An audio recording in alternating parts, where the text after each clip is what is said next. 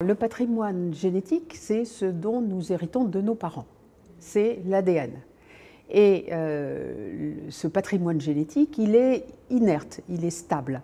Et les gènes qui sont contenus dans ce patrimoine génétique ne peuvent pas faire le travail pour lequel ils sont conçus s'il n'y a pas autour d'eux des protéines qui leur permettent de fonctionner. Alors, soit le gène est allumé, soit le gène est éteint, en fonction de la manière dont ces protéines le compactent ou au contraire le rendent plus accessible. L'environnement va laisser des traces dans ces protéines et ces traces vont perdurer au cours de la vie de l'individu.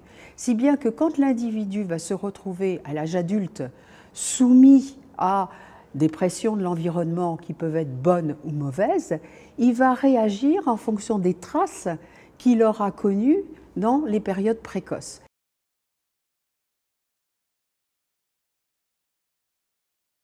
Donc ça correspond à la période de la gestation, donc les 9 mois, puis les 2 ans qui suivent. Alors pourquoi les 9 mois? On voit très bien que quand on part d'un œuf fécondé et qu'on arrive à un petit bébé qui va naître, on imagine toutes les modifications que ça implique de créer un individu avec tous ses organes qui seront entièrement fonctionnels et qui vont pouvoir permettre au bébé d'acquérir petit à petit son autonomie. Donc, toutes ces périodes sont gérées par des processus épigénétiques. C'est-à-dire que chaque fois que des cellules changent pour devenir une cellule rénale de tel ou tel type ou un neurone de tel ou tel type, il y a des mécanismes épigénétiques qui sont en jeu. Donc si l'environnement interfère avec ces processus, eh bien, il va interférer avec l'intégrité de l'individu et donc risquer que cet individu soit conditionné pour plus tard être plus sensible à un environnement qui n'est pas bon pour lui.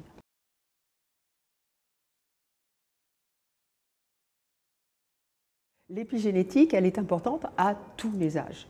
On ne peut pas dire que ce soit uniquement pendant la période des 1000 jours où elle est primordiale, parce que c'est là que vont se créer tous les changements qui sont nécessaires au développement de l'enfant et qui vont lui créer son capital de santé pour toute sa vie, mais elle est utile aussi tout au long de la vie. C'est-à-dire que l'exercice physique, l'alimentation, le stress vont jouer un rôle en modifiant la manière dont les gènes s'expriment et donc la manière dont l'individu est bien ou pas bien.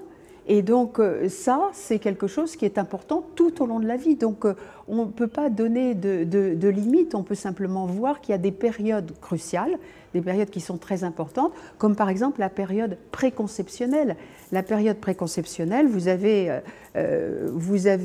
les gamètes qui vont donner le futur enfant, qui ne se sont pas encore rencontrés, mais qui subissent des modifications épigénétiques éventuelles. Par exemple, fumer avant la conception peut avoir un impact sur l'épigénétique aussi bien des spermatozoïdes que de l'ovocyte de la mère.